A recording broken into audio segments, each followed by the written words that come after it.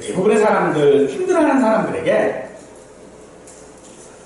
괜찮아요? 하고 물어보면 다 괜찮다라고 이야기를 합니다. 대부분의 사람들은 힘들어도 힘들다는 얘기를 별로 하지 않습니다. 어쩌면 그렇게 말하는 게 예의라고 생각하는지도 모를 것 같습니다. 하지만 힘들어도 힘들다고 말하지 못하는 것은 사실 그 힘든 그 결과가, 그 힘든 것이 마치 그에 대한 책임이 자기에게 있기 때문이다 라고 생각하기 때문인 것 같습니다. 그래서 이 괜찮다라고 하는 말은 사실 정말로 괜찮아서 괜찮은 경우들은 별로 없는 것 같습니다. 아마 이런 것도 어찌 보면 언어 유희 가운데 하나일지도 모를 것 같습니다. 우리는 어떤 단어들을 우리의 말 가운데 사용할 때에 그 말이 가지고 있는, 그 단어가 가지고 있는 한 가지의 의미만 생각하지 말고 실제로 그것이 어떻게 사용되어졌는지를 주의 깊게 보아야 하는 이유가 바로 거기에 있을 것입니다. 요즘 사람들이 공정에 대한 이야기를 많이 하지요. 그러면서 하는 말이 뒤에 꼭 붙는 말이 그거예요. 이게 나냐? 라고 하는 말을 합니다. 근데 사람들이 같은 공정이라고 하는 단어를 사용하고 있음에도 불구하고 이것을 서로 다른 의미로 사용하고 있는 것은 서로 다른 생각을 하고 있기 때문이겠죠. 그래서 사람들은 세상이 공정하지 않다라고 말하고 있습니다. 하지만 우리 성도들이 이 공정하지 못한 세상들에 대하여서 하나님이 계시다면 어떻게 이런 일이 있을 수 있습니까? 라고 하는 것은 우리 성도들에게는 사실 하나님을 모욕하는 일이 되어지는 것입니다. 오늘 욥기 3장에서 욥이 극심한 마음의 고통을 쏟아놓자 그를 위로하기 위해 달려와 어떤 말도 할 수 없어 침묵하던 친구들이 욥에 대한 선의를 품고 나름대로의 원인 분석과 이해, 그리고 그 문제에 대한 해법들을 이야기하기 시작합니다. 그 첫 번째 사람이 가장 연장자로 추정되어지는 데마 사람 엘리바스입니다. 그의 말은 매우 세련되어 있고 또 직접적으로 고통을 호소하는 욥을 배려하면서 보편타당한 진리를 내포하고 있습니다. 뿐만 아니라 욥을 정면으로 비난하거나 정죄하지도 않고 있습니다. 엘리바스가 말하는 보편타당한 진리란 인과 응보, 즉 악은 벌을 받고 선은 보상을 받는다라는 것이지요. 즉 모든 죄악은 죄에서 비롯된 것이므로 고난을 겪는 사람은 자신의 죄를 돌이키고 하나님께 도움을 구해야 한다는 것이 엘리바스의 말입니다. 잘못한 사람은 그에 합당한 벌을 받아야 합니다. 만약 죄를 지었는데도 그에 상응하는 벌이 없는 사회는 큰 혼란이 덮칠 것입니다. 엘리바스는 욥에게 그런 사실을 생각해 보라 라고 말합니다. 세상의 가장 견고한 질서는 곧 권선징악입니다. 악에게 악하게 행동하면 벌을 받고 선하게 행동하면 복을 받는 것이 하나님께서 이 세상을 다스리시는 가장 기본적이고 가장 견고한 방식임을 심는 대로 거둔다는 자연 질서를 통해 생각해 보라고 엘리바스는 말합니다. 그리고 그렇게 생각한다면 착한 일을 하고 악한 일을 하지 말라고 조언을 하고 있습니다. 이런 엘리바스의 조언은 우리의 경험과 우리의 관찰 속에서도 쉽게 확인할 수 있습니다. 우리가 살아보니까, 세상을 살아보니 우리도 그 엘리바스의 말에 동의할 수밖에 없는 것이지.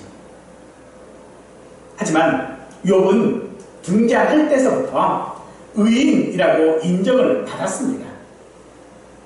이 말은 그가 잘못한 것이 없다라고 하는 그런 말입니다.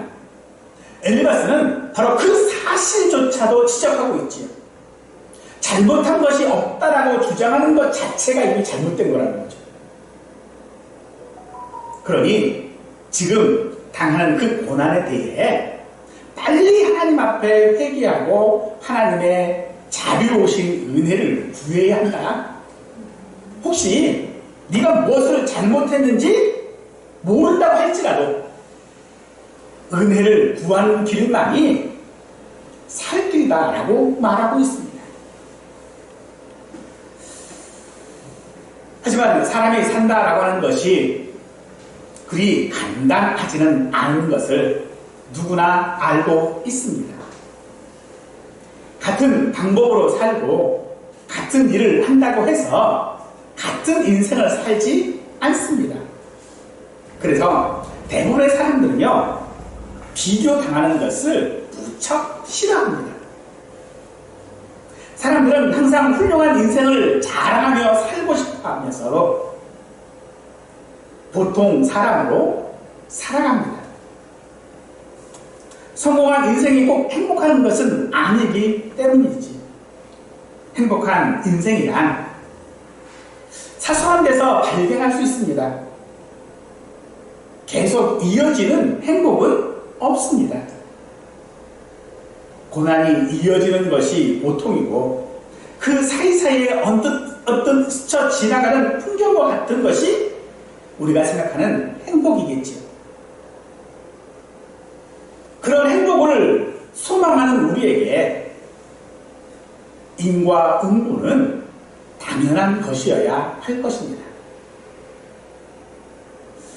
그래서 이 보편타당한 엘리바스의 말은 너무나도 옳고 객관적인 것이지요. 그러나 이 말을 듣고 있는 욥에게 결코 위로가 되거나 격려가 되지는 않습니다. 만약 엘리바스의 말대로 인과응보가 정당한 진리라면 욥은 설 자리가 없습니다. 우리의 현실은 이런 보편타당한 원리로 설명할 수 없고 또 다 담을 수도 없는 것이 우리 인생입니다. 6절 말씀에 재난은 특별해서 일어나는 것이 아니며 고생은 특별해서 나는 것이 아니라고 말합니다. 즉 사람에게 고난이 있다라고 하는 것은 죄를 선택했기 때문이다라고 말하는 것입니다. 엘리바스의 말과 우리가 이해하는 응과 응보는 하나님의 뜻에 순종하는 자가 의인이고 불순종하는 사람이 악인이라는 것이지. 하지만 그것으로 우리의 현실을 설명할 수가 없습니다. 그러나 엘리바스는 또한 이해할 수 없다고 해서 하나님의 뜻을 따르지 않는다면 내가 하나님보다 더 똑똑하다라고 하는 것이니, 그러니 하나님 앞에 순종하는 것이 지금 우리의 할 일이다라고 말합니다. 결국 이 말은 사람에게 주어진 자유로운 선택권을 어떻게 사용하는지에 따라 우리의 인생이 달라진다라고 말하는 것이죠. 우리는 인생이 보응의 원리로 작동되지 않는다라고 하는 것을 경험적으로 잘 알고 있습니다. 그래서 착하게 살기보다는 악착같이 사는 길을 선택합니다. 사람들은 흔히 예쁘면 용서된다 라는 그런 말들을 통하여 착한 것과 악착 같은 것은 분명히 다르지만 악착 같은 것을 착한 것으로 만들어버렸습니다. 그래서 현실에서 살아가려면 착하지 말아야 합니다. 그것이 우리 선택이고 그 선택이 틀린 것이 아니라는 것을 증명하기 위해 우리는 언제나 적당히 이 정도만 하면 됐다라고 하는 타협들을 하고 있는 것입니다. 엘바스의 보편 타당한 행위와 그 결과에 대한 기계적이고 자동적인 인과응보의 생각은 과연 옳은 것일까요? 하나님은 기계적이고 단순한 방식으로 일하시지 않습니다. 창세기에 보면 아담을 만드신 후에 아담에게 하나님께서 동물들의 이름을 짓게 하신 사건이 있습니다. 만약 하나님이 기계적이고 단순하고 자동적인 방법으로 일하시는 분이라면 굳이 아담에게 동물의 이름을 짓게 하실 이유도 없을 뿐만 아니라 우리에게는요 자유의지라고 하는 것이 있을 필요가 없는 것입니다. 따라서 인과응보는 하나님의 질서이기도 하지만 하나님의 은혜와 자비로 하나님은 일하고 계심을 믿으실 수 있기를 원합니다. 바로 그것은 마치 우리 주변의 공기가 공간을 가득 채우고 있는 것과 같은 것입니다. 하나님의 일하심은 인과응보로 채워진 것이 아니라 그의 자비와 은혜로 채워진 안에서 자연적인 인과응보의 질서를 유지하고 있는 것입니다. 우리는 하나님의 자녀입니다. 자녀로 살아야 하는 것은 우리의 마땅한 할 일이지요. 하지만 우리는 또한 세상에 살고 있습니다. 세상에서 우리의 삶은 많은 고민과 무거운 짐을 지게 하고 때로는요 당황하게 만들고 막막하게 하는 것이 우리 삶이지요. 그래서 때로 내가 믿는다라는 것, 내가 성도라는 것, 내가 하나님의 자녀라고 하는 것이 크나큰 상처가 되어지는 일도 우리에게는 있습니다. 차라리 내가 믿지 않았더라면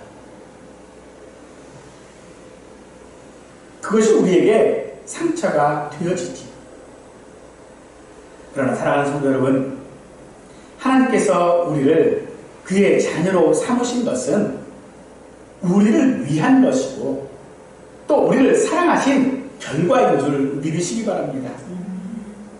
이 일에 하나님은요 우리를 자녀 삼으신 것에 대하여져서 한 번도 후회하신 적이 없으십니다. 우리 인생은 가끔 후회하며 살지요. 우리가 후회하는 것은요 내가 기대했던 결과를 얻지 못했기 때문입니다. 하지만 하나님은 우리에게 거시는 기대가 무너졌다고 해서 우리를 선택하시고 우리를 부르시고 우리를 자녀 삼으신 것에 대하여 후회하지 않으십니다. 민수기 23장 19절 말씀에 하나님은 사람이 아니시니 거짓말을 하지 아니하시고 인생이 아니시니 후회가 없으시도다. 어찌 그 말씀하신 바를 행하지 아니하시며 하신 말씀을 실행하지 않으시랴 라고 말씀하고 있습니다. 이 말씀은요 출애굽을 한 이스라엘 백성들을 저주하기 위하여 발락이라고 하는 사람이 발람이라고 하는 선지자를 불렀는데 그 선지자가 발락에게 한 말입니다. 하나님은 변하심이 없는 분이다 라고 하는 그런 말입니다. 우리를 사랑하시는 하나님은 그런 하나님입니다. 또 로마서 11장 29절 말씀에서도 하나님의 은사와 부르심에는 후회하심이 없느니라 라고 하고 있습니다. 우리가 세상을 살아가면서 우리 인생 가운데서 경험하는 하나님은 두려운 하나님이실 수 있습니다. 그러나 우리는 세상이 두려워하는 하나님이 아니라 오늘 우리를 자녀 삼으시고 사랑하시는 그 하나님의 은혜를 의지해야 할 줄로 믿습니다. 욥은요 그가 고난받기 전에는 다른 사람들을 위로했던 사람입니다. 모두의 존경을 받았던 그런 사람입니다. 욥은 남을 돕는 일을 늘 통해서 기쁨을 얻었고 자기가 해야 할 마땅한 일로 여겼을 것입니다. 욥이 그렇게 한 것은 하나님께 거저 받았기 때문이고 하나님에 대한 경외의 표현일 것입니다. 그런 욥이 이제 위로를 받고 도움을 받아야 할 처지가 되었습니다. 이런 욥의 처지에 대해 엘리바스는 4장 6절에서 이제 이 일이 내게 이름에 내가 힘들어하고 이 일이 내게 닥침에 내가 놀라는구나 라고 말합니다. 왜 너에게만 그런 일이 없다고 생각하느냐? 왜 너에게 그런 일이 생긴 것에 대하여서 짜증스럽게 생각하고 낙담하고 있느냐라고 하는 그런 말입니다. 그러면서 욥이 쓰러지는 이들을 일으키고 힘없는 이들의 손을 붙들어 주었던 것처럼 너 자신에게 그 위로의 말을 하라라고 하는 것이죠. 사랑하는 성도 여러분, 우리의 위로가 무엇입니까? 우리는 하나님의 말씀으로 위로받아야 될 줄로 믿습니다. 누군가에게 위로를 받고 싶으십니까? 우리의 위로는 하나님께 받아야 합니다. 우리의 상황에서 위로는 빛을 진 사람에게 탕감받는 것이 위로이고 아픈 사람에게는 치료약이나 명의가 위로가 될 것입니다. 하지만 사실 그런 위로들은 현실적으로 사실 거의 불가능한 일입니다. 즉 우리는 세상에서 위로받는다라고 하는 것이 불가능하다는 것이죠. 어느 누가 지금의 욥을 위로해 줄 수 있겠습니까? 단지 그저 가치 있다라고 하는 그런 책임감을 표현할 뿐인 것입니다. 사람들은 위기가 기회라고 하지만 이미 죽을 것 같은 상황에 어느 누가 그것을 기회로 여길 수 있습니까? 사람이 고난의 상황 가운데 처하면 전에는 내가 그런 일들을 많이 알고 경험도 했고 충분히 내가 위로자로서의 역할을 할 수 있다라고 할 것 같지만 막상 그 일이 자기 앞에 그런 상황이 되면 어떻게 될지 모르는 게 우리 인생입니다. 인생을 안다라고 하는 것은요, 마치 AI와 같은 것입니다.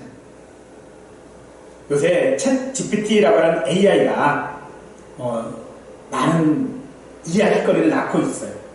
이 AI는요, 모르는 것이 없어요. 못하는 게 없어요.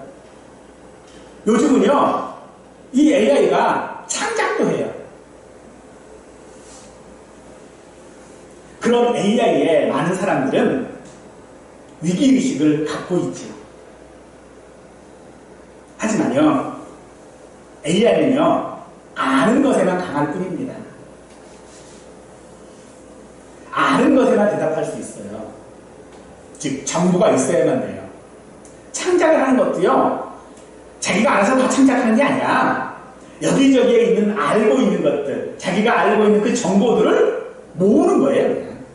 모아서 없었던 것을 새롭게 그냥 마치 있었던 것처럼 만드는 거예요.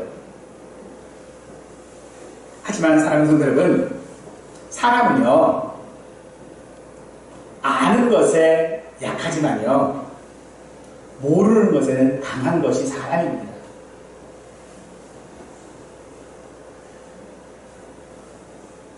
우리가 우리의 인생을 어떻게 알 수 있겠습니까? 그런데 그 알 수 없기 때문에 우리는 하나님을 의지할 수 있는 줄로 믿으시기 바랍니다. 엘리바스는 욥에게 하나님의 징계인 이 고난을 잘 견디면, 즉 벌을 잘 받으면 벌을 성실하게 잘 받으면 그게 너에게 복이 된다 라고 말합니다. 하지만 욥의 고난은요 그렇게 가볍지 않고 너무 무겁고 가혹했습니다. 하지만 우리가 치료할 죄값과 비교해보면 그것은 상대적으로 가벼운 것일 수도 있습니다. 예수님께서 받으신 그 고통과 비교해 보아도 지금 우리의 받는 고난들은 너무 가벼운 것들 아니겠습니까? 천국에 갈 수만 있다면 이 정도쯤이야 좀 참아야 하는 것 아닐까요? 설령 우리가 평생 고난만 겪고 살아야 한다 해도 영원한 천국의 시간과 비교하면 그저 우리의 인생의 삶은 한순간에 불과할 것입니다. 또한 이 고난은요 기껏해야 지금 내가 살아있는 동안에 국한되어지고 잠시 있다가 사라지는 안개와 같은 것입니다. 그런데 이런 소망은 우리에게 위로가 되지 않습니다. 그 사실이 우리에게 보상으로 주어지는 것이 아니기 때문이죠. 또한 그 천국이 혹은 미래에 대한 소망이 위로의 조건도 되지 않기 때문입니다. 그럼 우리가 이 고난에서 위로받는 방법이 무엇일까요? 사실 우리는 위로받는 방법을 찾지 말고요. 위로하실 수 있는 대상을 찾아야 합니다. 사랑의 조건이 아니라 대상이 중요하고 행복의 조건이 아니라 누구와 행복한지가 중요한 것처럼 위로의 조건이 아니라 위로자가 누구인지를 알아야 우리는 위로받을 수 있는 것입니다. 엘리바스는 그것을 알았습니다. 그래서 8절에 나는 하나님을 택했고 내 일을 하나님께 의탁하리라 라고 말하는 것입니다. 사랑하는 성도 여러분, 고난과 상황에 집중하지 마시고 하나님을 의지할 수 있기를 간절히 축원합니다. 고린도후서 1장 3, 4절 말씀입니다. 찬송하리로다. 그는 우리 주 예수 그리스도의 하나님이시요 자비의 아버지시요 모든 위로의 하나님이시며 우리의 모든 환난 중에서 우리를 위로하사 우리로 하여금 하나님께 받는 위로로서 모든 환난 중에 있는 자들을 능히 위로하게 하시는 이시도다 라고 말하고 있지요. 하나님은 우리의 위로의 하나님이십니다.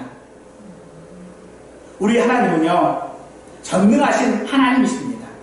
따라서 욥에게 일어난 일도 하나님의 뜻대로 일어난 일이고요. 하나님은 선하시니 그의 뜻도 선할 것입니다. 그러므로 욥에게 일어난 일이 하나님의 선한 뜻을 이루기 위한 것입니다. 하나님은 재앙을 내려 망하게 하려는 것이 아니라 복을 주시려는 것이라는 것입니다. 엘리바스는 고난을 하나님의 징계로 그래서 보고 있는 것입니다. 그러나 사랑하는 성도 여러분, 모든 고난이 다 징계는 아닐 것입니다. 마태복음 18장에서 보면 용서에 대해 가르침을 듣던 베드로가 형제의 죄를 7번까지 용서하면 되겠습니까? 라고 예수님께 물었지요.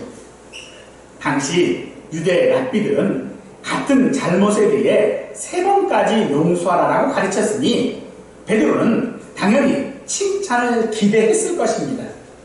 그러나 예수님은 70번을 7번이라도 용서하라라고 하시지요. 하나님께서는 우리를 징계하시고 용서하시는 이유가 무엇입니까? 바로 사랑입니다. 하지만 이 하나님의 사랑은요 사실 당연한 게 아닙니다. 하나님은 당연하지 않은 사랑을 우리를 용서하시는 것으로 하고 계십니다. 그러므로 우리에게 있는 모든 고난들이 다 죄 때문인 것이 아니라는 것이죠. 하나님의 사랑에 끝이 없으니 하나님의 용서에도 끝이 없는 줄 믿으시기 바랍니다. 그래서 우리도 용서할 때요, 이런 마음을 품어야 합니다. 용서는 나의 너그러움을 알리거나 남의 부족함을 드러내는 수단이 아닙니다. 용서에는요, 사랑의 마음이 담겨 있는 것입니다. 우리의 하늘아버지가 우리의 큰 죄를 용서하셨으니 우리도 형제 자매의 죄를 용서하는 것이 마땅한 것입니다. 하나님의 용서하심이 곧 위로가 되어지는 것처럼 우리가 위로자가 되어지는 것은 용서를 통한 위로일 것이고, 또한 하나님께서 우리의 위로자가 되시는 것은 우리를 용서하신 까닭입니다. 지금의 상황이 내 잘못으로 인한 것이든 혹은 다른 사람으로 인한 것이든 이 고난을 통해 우리는 하나님을 발견해야 할 줄로 믿습니다. 우리의 모든 조건들은요, 항상 변하기 마련입니다만 하나님의 사랑은요, 변하지 않으시는 줄 믿으십시오.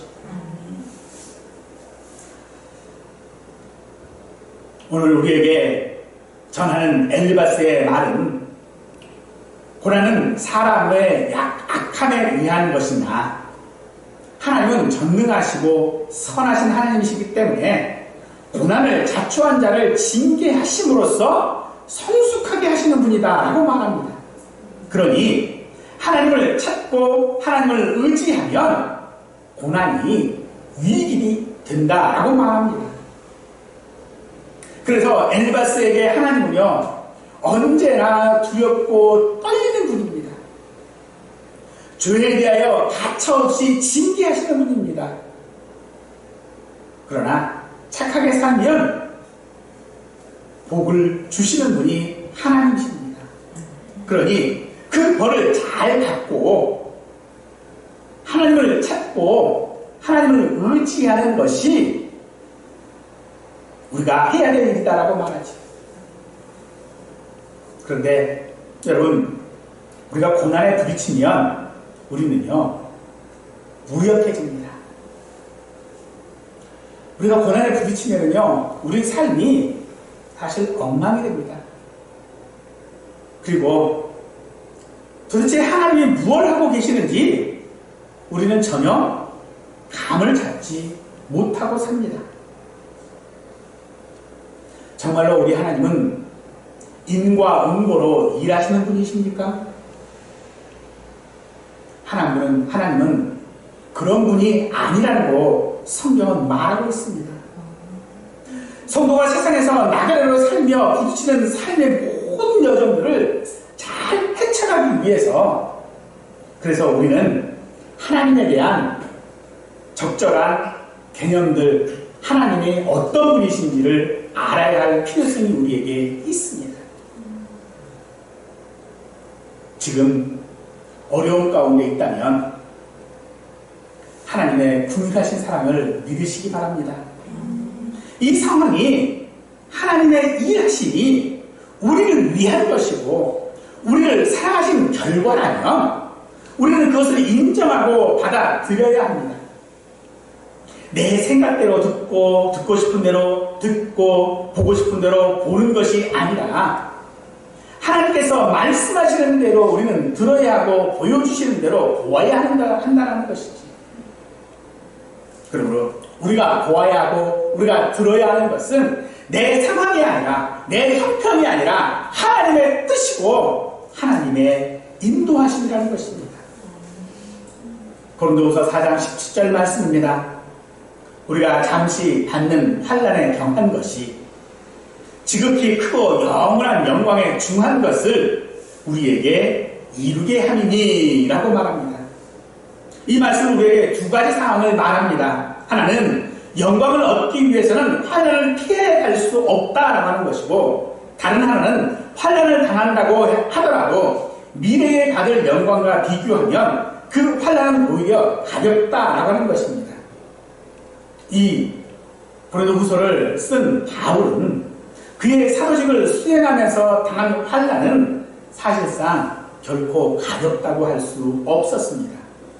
그가 당한 환난은요 너무 심하면서 살 소망까지도 포기해야 하는 그런 상황이었습니다.